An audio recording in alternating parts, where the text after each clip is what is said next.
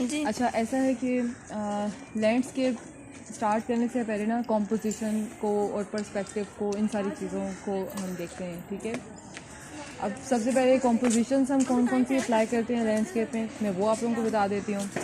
एक होता है रूल ऑफ थर्ड, ठीक है। आप लोग सब लोग लिख भी लें, अपने साथ नोट डाउन कर लें। रूल ऑफ थर्ड को आप लोगों ने जाके सर्च भी करना है, ठीक है। इसको मज़ीद इसके ऊपर आप लोगों ने पढ़ना है, इसको, इसकी रूल्स क्या क्या हैं और ये किस तरह से अप्लाई होता है अभी भी मैं बताऊंगी, लेकिन आप लोग खुद उसको सर्च करेंगे तो उसमें आप लोगों को ज़्यादा अपने माइंड में रहेगा, ठीक है। रूल ऑफ थर्ड ये होता है कि हम वर्टिकली, हॉरिजॉन्टली और वर्टिकली अपने स्केल को, अब ये मेरा एक स्केल है, ठीक है, ये मैंने एक पेपर लिया है, उसको मैं वर्टिकली, सॉरी हॉरिजॉन्टली और वर्टिकली थ्री पार्ट्स में डिवाइड करूँगी, ठीक है। ये 3 पार्ट्स हॉरिजॉन्टली और ये 3 पार्ट वर्टिकली मेरे डिवाइड हो गए, ठीक है। अब मेरी पूरी जो मेरा जो है लैंडस्केप, उसको मैंने फिलहाल उसको ड्रॉ करने से पहले मैंने अपने स्केल को डिवाइड किया है 3 पार्ट्स में, हॉरिजॉन्टली और वर्टिकली, ठीक है। नाउ ये जिसको मिडल वाला हमारा जो पोर्शन है, ठीक है, इसको हम फोकल पॉइंट्स को इसमें हम अप्लाई करते हैं, ठीक है। अब इसमें हमारा आ जाता है कि हमने इसकी होराइजन लाइन जो हमारी अब आई लेवल से हमने देखना है ना। अच्छा, हम जब भी देखते हैं ना किसी भी लैंडस्केप को तो हमें ज़मीन कम और स्काई ज़्यादा नज़र आता है, ठीक है। क्यों? क्योंकि आई लेवल पे हमारे होराइजन लाइन होती है, ठीक है। तो हमारे आई लेवल से ऊपर हमें कभी भी होराइजन लाइन नज़र नहीं आई। कभी भी ऐसा नहीं होगा कि मुझे कहीं दूर जो है ना, अगर अनटिल अनलेस कोई पहाड़ ही होंगे तो वही मुझे ऊंचे नज़र आएंगे। अदरवाइज अगर मैं ग्राउंड देखूंगी तो उसकी जो उसकी लाइन है, जो एंड लाइन है, ठीक है, वो मुझे अपनी आई लेवल पे ही नज़र आएगी। अगर मैं बैठ के देखूंगी तो मुझे यहाँ नज़र आएगी, ठीक है। अगर मैं खड़े होकर देखूंगी तो मुझे वहाँ से आई लेवल के अकॉर्डिंग ही नज़र आएगी, ठीक है। सो हमेशा जो आई लेवल होता है ना, वो हमारा नीचे होता है। तो आई लेवल को हम इन 2 पॉइंट्स के क्लोज रखते हैं, ठीक है। या अगर इसे ऊपर भी रखना है तो हमने इससे ज़्यादा ऊपर आई लेवल नहीं रखना, ठीक है। सबसे मेन पॉइंट तो ये है कि रूल ऑफ थर्ड में हमने आई लेवल को इससे ऊपर नहीं रखना, हमने नीचे वाले 2 पॉइंट्स के पास रखना है। अब इसके यहाँ से ऊपर मेरा स्काई होगा और यहाँ से नीचे मेरा ग्राउंड होगा, ठीक है। अब इसके अंदर मैंने अपने ग्राउंड्स अप्लाई करने हैं, फोरग्राउंड, ठीक है, फिर उसके बाद मिडल ग्राउंड, फिर बैकग्राउंड, ठीक है। ये इतना तो एटलीस्ट 3 ग्राउंड्स तो मुझे अप्लाई करने चाहिए। अब क्या होगा कि मैं देखूंगी कि मेरा जो मेन जो, अब जैसे सम टाइम होता है कि आप, अब जैसे ये मैं पाथ बनाऊंगी, ठीक है, ये पीछे जो पाथ जा रहा है, ठीक है, इसको मैं कभी भी सेंटर से बैठ के नहीं बनाऊंगी, हमेशा मैं इसके ऑफ सेंटर बैठ के बनाऊंगी। या तो मैं इसके राइट साइड बैठूंगी या लेफ्ट, ठीक है। सेंटर से आप लोगों ने कभी नहीं बैठ के बनाना। अब अगर मैं इसके फॉर एग्जाम्पल कि मैं इसके यहाँ राइट साइड पे बैठी हूँ इस पाथ के, ठीक है, अगर मैं राइट साइड पे बैठी हूँ तो मेरा राइट यहाँ सेंटर से स्टार्ट होगा और ये जाएगा इस पॉइंट के पास, ये लो इस तरह से, ठीक है, थैंक यू मैम, ठीक है, इस साइड पर जाएगा और मेरे लेफ्ट से वो वाला जो पॉइंट है वो यहाँ एंड से स्टार्ट होगा और ये इसके इस तरफ जाएगा। हमेशा जो एक पाथ आप बना रहे हैं, ठीक है, कभी भी उसको आपकी पेंटिंग को ना हाफ में डिवाइड नहीं करना चाहिए। अब ये मेरा पाथ, अगर मैं इसकी सेंटर लाइन लगाऊं तो ये मेरी ऑफ सेंटर आ रही है। ये भी आप लोगों को पता होगा ना, स्टिल लाइफ भी कभी भी आप लोग सेंटर लाइन वो पेपर के मिडल में नहीं लगाते, हमेशा ऑफ सेंटर लगाते हैं। सो लैंडस्केप में भी हमें इन रूल्स को अपने जहन में रखना पड़ता है कि हमने कभी भी जो हमारा मेन जो पाथ जा रहा है या जो मेन हमारा फोकल पॉइंट है वो कभी भी मिडल में ना आए, ऑफ सेंटर आए, ठीक है, अदरवाइज वो डिवाइड कर देगा। अब ये देखें कि ये मेरा ये अब मैं कहाँ पर बैठी हूँ, मैं यहाँ इस जगह पे हूँ, मैं तो यहाँ दरमियान में ही हूँगी ना अपने स्केल के, मैं तो स्केल ऐसे रख के बनाऊंगी ना, यहाँ मिडल में ही हूँ ना, लेकिन मैं इसको क्या करूँगी कि मैं इसको ऑफ सेंटर बैठूंगी ताकि मैं अपने पाथ को भी ऑफ सेंटर ही बनाऊं, ठीक है। अब ये मेरा पाथ हो गया। अब मैंने देखना है कि मैंने ग्राउंड्स कैसे डिसाइड करने हैं। सबसे पहले जो बड़ा ऑब्जेक्ट है उसको आप लोग अपने जहन में रखें कि या तो वो लेफ्ट साइड पे रखें या राइट साइड पे रखें, लेकिन वो ऑफ सेंटर रखें कभी भी उसको। अब मेन अगर ये मुझे बड़ा दरख्त नजर आ रहा है, इसको मैं दरमियान में नहीं बनाऊंगी, इसको मैं हमेशा या तो राइट साइड या लेफ्ट साइड से किसी एक साइड से स्टार्ट करूंगी। मैं अपने स्केल ही डिसाइड ऐसे करूंगी कि वो ऑफ सेंटर आए, ठीक है। अब अगर ये बड़ा दरख्त मैं बनाऊं तो मैं इसको यहाँ से स्टार्ट करती हूँ, ठीक है, यहाँ से जाके ये इस तरह से ऊपर जा रहा है ऐसे, ठीक है, ये ऐसे ऊपर जा रहा है, ऊपर जाते हुए इसको मैं छोटा करूंगी और साथ में इसके मैं कुछ इस तरह की स्टेम्स बनाऊंगी ताकि ये ब्रेक हो, एक ही पूरी लाइन ऊपर ना जाए सीधी सिर्फ, ठीक है। अच्छा, अब इसके बाद मुझे चाहिए कि मैं इसके पीछे भी कुछ ऐसी चीजें ऐड करूं कि मेरा पर्सपेक्टिव भी नजर आए लैंडस्केप में। तो मैं क्या करूंगी कि ये एक बड़ा हो गया, ठीक है, इसके साथ मैं कुछ इस तरह से कुछ इसके लीव्स ऐड कर दूंगी, कुछ यहाँ इस तरफ लीव्स ऐड कर दूंगी, ठीक है। लेकिन ये अब इतना इंटरेस्टिंग नहीं लग रहा, तो इंटरेस्ट डेवलप करने के लिए मैं इसके पीछे भी कुछ छोटे दरख्त बनाऊंगी, ठीक है। अब मैं इससे जरा हट के बात कर रही हूँ, ठीक है, क्योंकि आप लोगों ने लैंडस्केप में ज्यादा आप लोगों ने लैंड एरिया को कवर करना होता है जो कि नेचुरल होता है, ठीक है, नेचर से क्रिएटेड होता है। सिटीस्केप में आप लोग मैन मेड चीजें डेवलप करते हैं, ठीक है, जैसे ये आर्किटेक्चर हो गया, दिस इज मैन मेड। लेकिन जो ट्रीज हैं या जो ग्राउंड है उसमें जो अप्स एंड डाउन्स हैं, ग्रास है, कहीं ज्यादा है कहीं कम है, दैट इज नेचुरल, वो हमने लैंडस्केप में कवर करनी होती है, ठीक है। तो अब ये इसमें मैं लैंडस्केप में कवर करूंगी, ठीक है। तो यहाँ जाते हुए मैं पाथ को थोड़ा सा और कवर करती हूँ ताकि ये यहाँ पे छोटा सा बने, ठीक है।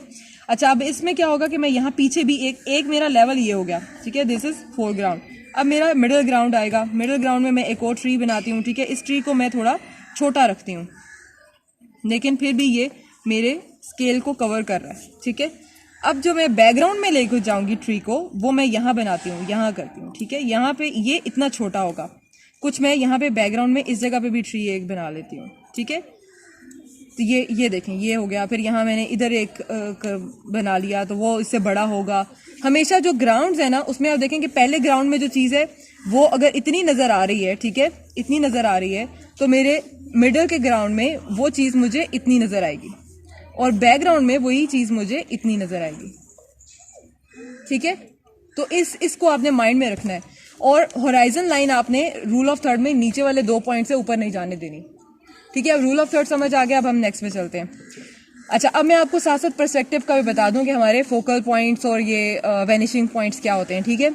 अब यही चीज़ है पर्सपेक्टिव में।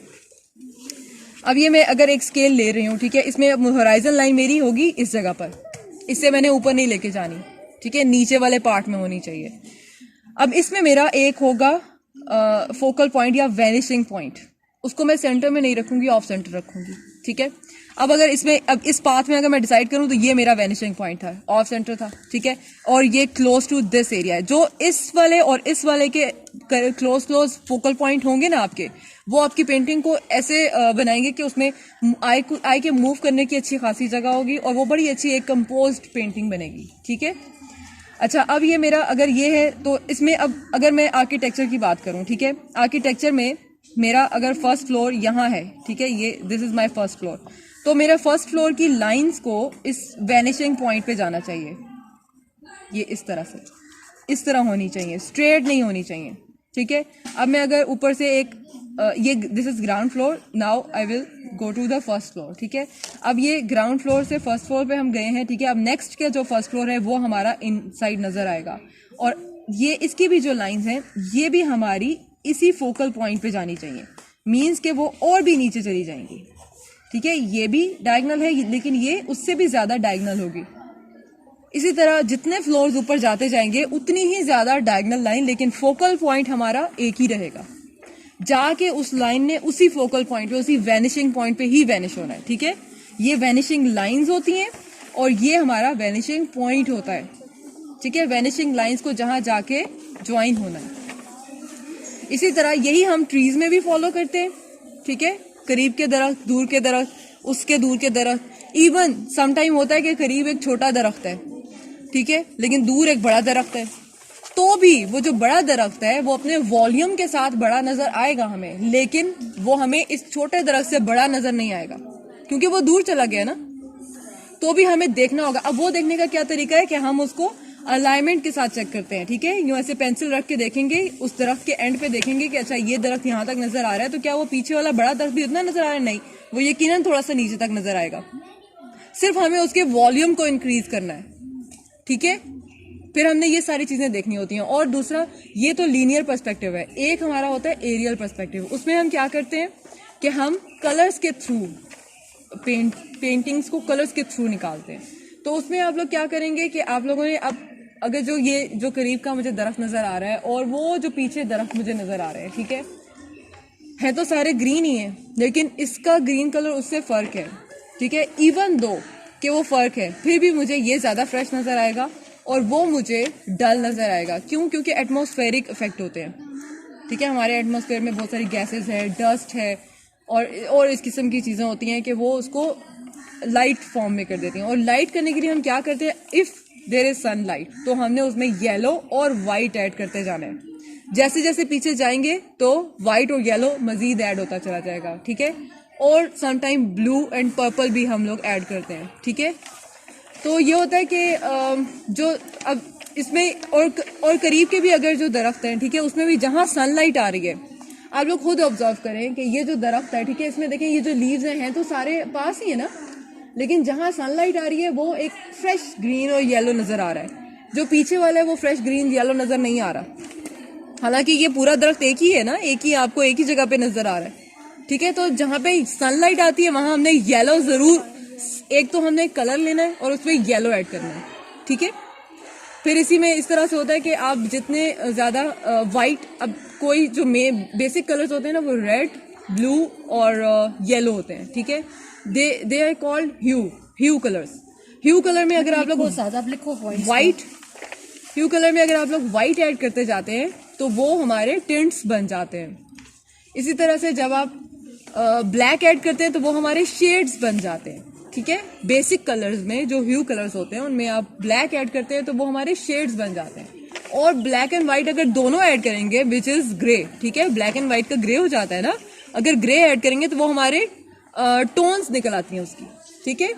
तो ये फर्क होता है तीनों में। जो हमने पीछे बैकग्राउंड में जो कलर्स अप्लाई करने हैं वो हमने टिंट्स अप्लाई करने हैं, ठीक है। इस तरह आप लोग अपने जहन में रखेंगे। अच्छा, अब आपको एरियल और लीनियर पर्सपेक्टिव का भी पता चल गया। एरियल पर्सपेक्टिव यही जो एटमॉस्फेरिक पर्सपेक्टिव होता है जो हम कलर्स के थ्रू निकालते हैं, और लीनियर जो जिसमें लाइंस के थ्रू हम एक फोकल पॉइंट के ऊपर सारी चीज़ों को ज्वाइन कर रहे होते हैं, ठीक है। अच्छा, अब ये रूल ऑफ थर्ड भी समझ आ गया। अब मैं आपको बताती हूँ गोल्डन रेशो। गोल्डन रेशो में ऐसे होता है कि आप लोग ना, अब ये आपका स्केल है, ठीक है, तो हम एक साइड से स्टार्ट करते हैं, ठीक है। अगेन यही चीज है कि ये हमारा है ना, तो ये रूल ऑफ थर्ड में ये वाला एक पॉइंट आता है ना हमारा, इसी पॉइंट के पास हम किसी एक पॉइंट, या तो ये ले लें या ये ले लें, ठीक है। अच्छा, अब आप लोगों ने यहाँ से ना 1 by 1 का बॉक्स स्टार्ट करना है। एप्लीकेशन होती है और दिस इज 1 by 1।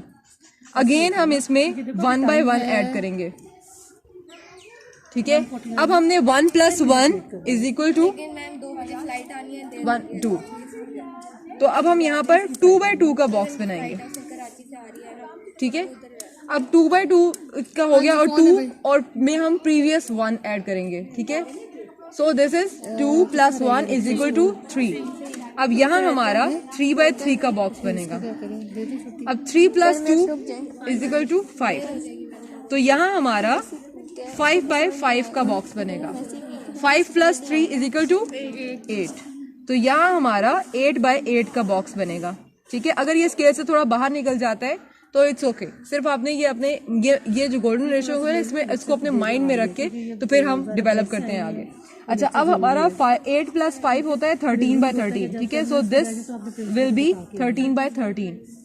अब क्या इसको हमने अप्लाई कैसे करना है? अब जैसे इसमें अगर मैं लैंडस्केप की बात करूं तो मैंने अभी ये पिछले दिनों एक, अब फॉर एग्जांपल एक आप साहिल समंदर का एक सीन बना रहे हैं, ठीक है, और वो रेत के वाला नहीं, एक जो मैन मेड काइंड ऑफ एक रिलिंग है, और इस तरह से आप उसको अगर आप ले रहे हैं, ठीक है। तो सबसे पहले हम यहाँ पर एक डायगोनल लाइन क्रिएट करेंगे। हमने स्ट्रेट नहीं बनानी, ठीक है, डायगोनल लाइन हम क्रिएट करेंगे। अच्छा, उसको हम लेके जाएंगे यहाँ बैकग्राउंड में, ठीक है।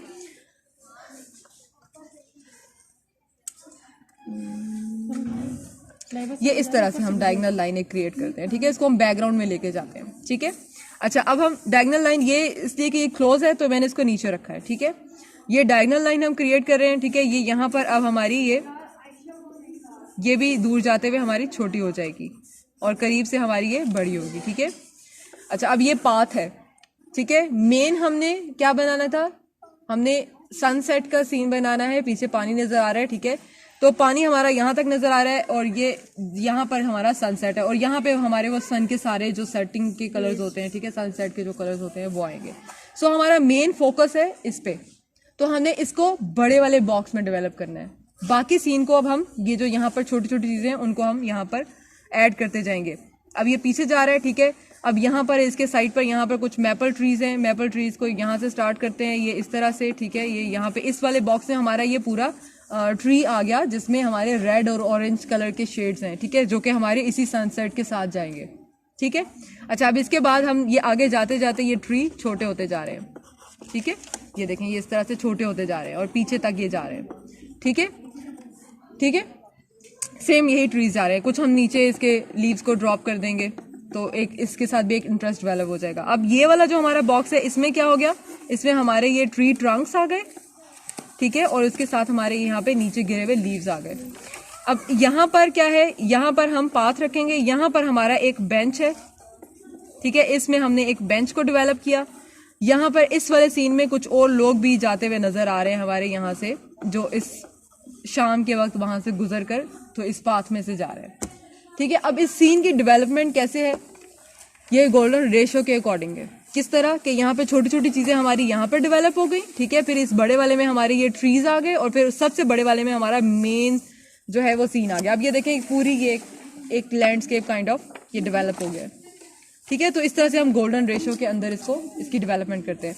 इसी तरह से अब एक और पिक्चर मेरे माइंड में आ रही है जो इस तरह थी कि उसमें माउंटेन का ये एक टॉप दिखाया हुआ है, ठीक है, उसके ऊपर मारखोर खड़ा है, ठीक है।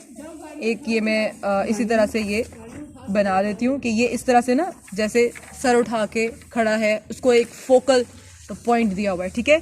तो उस बड़े वाले जो एनिमल है उसको हमने ये यहाँ पर एक टॉप दिखाई है और उसको ये इतना पोर्शन पूरा दे दिया है उसमें, ठीक है। एक पिक्चर मेरे माइंड में आ रही है जो मैंने इसके अकॉर्डिंग अपने स्टूडेंट्स को बताई भी थी, ठीक है। तो वो उसमें एक मारखोर यहाँ है और कुछ 3 मारखोर ना इस जगह पर है, ठीक है, यहाँ पर है कुछ। ये नीचे एक देख रहा था, नीचे से लाइक घास वगैरह कुछ खा रहा है, माउंटेन है, ठीक है। और एक ये इधर पीछे है जो ऊपर चढ़ रहा था अभी, और ये एक यहाँ पे था, ठीक है। तो ये 3 यहाँ पर है जो कि हमारे इस छोटे वाले बॉक्स में 8x8 वाले बॉक्स में आ गए। ये 13x13 वाले बॉक्स में आ गए, ये 8x8। अब इसके बाद यहाँ ना माउंटेन की डेवलपमेंट है, ठीक है। ये इसी तरह से हम इसको कट कर देते हैं, तो ये हमारी यहाँ पर ये माउंटेन की डेवलपमेंट थी, ठीक है। तो ये इस तरह से गोल्डन रेशो को, ये एक पिक्चर थी, फोटोग्राफ्स में और पेंटिंग्स में गोल्डन रेशो दोनों में अप्लाई की जाती है, ठीक है। फोटोग्राफर्स भी जब कोई पिक्चर ले रहे होते हैं तो वो भी इन्हीं रूल्स को फॉलो करते हैं। इन्हीं रूल्स के अकॉर्डिंग जो पिक्चर्स ली जाती हैं उनमें मूवमेंट होती है और उनके अंदर स्पेस होती है और एक बड़ी अच्छी कंपोज्ड इमेजेस निकलते हैं, ठीक है। सो ये गोल्डन रेशो भी आई होप आप लोगों को समझ आ गया होगा। अब इसमें क्या है कि एक होता है डायनामिक सिमेट्री, ठीक है, वो ज़्यादातर आर्किटेक्चर में अप्लाई होती है, जहाँ पर स्टेयर्स वगैरह बना के तो हम एक डायगोनल फॉर्म में उसको लेके जा रहे होते हैं। वो भी एक कॉम्पोजिशन की एक फॉर्म है, ठीक है। उसको भी आप लोग ज़रूर जाके पढ़ें, जब आप लोग कॉम्पोजिशन करेंगे तो उसमें आप लोगों को डायनामिक सिमेट्री भी बहुत काम आएगी, ठीक है। अच्छा, rule of third, dynamic symmetry, golden ratio and gestalt के रूल्स भी बहुत ज़्यादा, ये चारों जो है ना ये कॉम्पोजिशन में बहुत इंपॉर्टेंट है, ठीक है। लेकिन गेस्टोल्ट थ्योरी जो है वो थोड़ी सी आप लोगों के लिए अभी मतलब इनिशियल फर्स्ट ईयर है आप लोगों का, तो इनिशियल स्टेजेस पे वो थोड़ी सी ज़्यादा बड़ी है, लाइक उसको समझना और उसको करना, अप्लाई करना। लेकिन उसमें से पॉइंट्स हैं जो आप लोग ज़रूर समझें कि हमें बैलेंस रखना होता है, ठीक है। अब जैसे ये वाला है, ठीक है, इसको मैं अगर हाफ में डिवाइड करूं तो इसमें पाथ भी आ रहा है, इसमें ट्रीज भी आ रहे हैं और इसमें सारा ग्राउंड भी आ रहा है। इसी तरह से यहाँ भी पाथ भी आ रहा है, ट्रीज भी आ रहे हैं और ग्राउंड भी आ रहा है, लेकिन दोनों जगह पे सेम नहीं है, ठीक है। बैलेंस हमने रखना है, लेकिन ये वो वाला बैलेंस नहीं होना चाहिए कि एक दरख्त यहाँ पर इतना बड़ा है, दूसरा दरख्त भी उसी तरह का वहाँ। अब जैसे ये वाला अगर मैं इस तरह से बनाऊं, बैलेंस को अगर मैं ये करूं कि यहाँ पर एक मैंने इतना दरख्त बनाया है, ठीक है, दूसरी तरफ भी मैं अगर इतना ही दरख्त बना दूं तो ये मेरी पेंटिंग क्या होगी, कुछ भी नहीं, ये तो 2 पार्ट्स में डिवाइड हो गई, ये अलग है, ये अलग है, ठीक है। लेकिन अगर मैं इसको करूंगी इस तरह से बैलेंस क्रिएट करने के लिए, अगर मैं इस पार्ट में एक बड़ा दरख्त बना रही हूँ, ठीक है, तो यहाँ पर मैं एक छोटा दरख्त बनाऊं, ठीक है, जो इससे छोटा हो, क्योंकि जगह दोनों की फर्क करूंगी ना, मैं ग्राउंड फर्क करूंगी, this is foreground, this is second ground और उसके बाद ये बैकग्राउंड। ठीक है। तो बैकग्राउंड में मैं एक और छोटा दरख्त बना दूंगी। तो अब ये इसमें ज्यादा मूवमेंट है या इसमें है ना, तो हमें बैलेंस जरूर रखना है। अब इसमें भी देखें, अगर मैं इसको दो पार्ट्स में डिवाइड करूं तो ये मेरा इसमें भी पॉजिटिव एरिया उतना ही कवर है। नेगेटिव और पॉजिटिव एरिया का भी आप लोगों को आई गेस पता होगा कि पॉजिटिव एरिया वो होता है कि जिसमें हमारी फोकस, जिस चीज को हमने फोकस किया हुआ होता है ना, वो बनाते हैं। और नेगेटिव एरिया वो होता है जिसमें उसके अलावा जो बाकी सारा होता है। जैसे अगर मैं एक एप्पल बना रही हूँ, ठीक है, ये मेरा एक एप्पल है, ठीक है। अब इस एक एप्पल को अगर मैं बनाऊंगी, कंपोज करूंगी, ठीक है, तो मैं इसको ऑफ सेंटर कंपोज करूंगी। और दूसरा, ये मेरा लाइट का सोर्स होगा। लाइट के सोर्स पे हमेशा आपने ज्यादा जगह छोड़नी है, ठीक है। अच्छा, अब ये मेरा लाइट का सोर्स है और इसको मैं ऑफ सेंटर कंपोज करूंगी। अब ये मेरा पॉजिटिव एरिया है, ये मेरा सारा नेगेटिव एरिया है, ठीक है। तो इस तरह से ये एक ही दिन सारी चीजें मैंने आपको बता तो दी हैं, लेकिन जब तक आप लोग इसको पढ़ेंगे नहीं, समझेंगे नहीं और खुद सर्च नहीं करेंगे, जो जितना कुछ मैंने बताया किसी ने लिखा नहीं है। मदर से बात करनी है या फादर से बात करनी है? थोड़ा थोड़ा लिखा है, सारा नहीं लिखा। हालांकि एक एक बात इंपॉर्टेंट थी। तो आप लोग जाकर सर्च किया करें, उसको खुद पढ़ा करें, ठीक है बेटा। आज आप लोग कॉलेज में आप लोगों की ना आधे घंटे की 2 क्लासेस होती है मेरा ख्याल है, तो ये बहुत कम टाइम है। घर में आप लोगों का बहुत ज्यादा टाइम आपके पास होता है, उसको अच्छे से यूटिलाइज किया प्रैक्टिस करें। करके आज सेंड करोगे अपने घर में, जो भी लोन है या जो भी व्यू आपको नजर आता है, सब लोग जिस समय मैम ने लेक्चर दिया ना, मैम रिजा को वीडियो सेंड कर देंगे सब दोनों क्लासेस को, ठीक है। आप लोगों ने सब ने लैंडस्केप को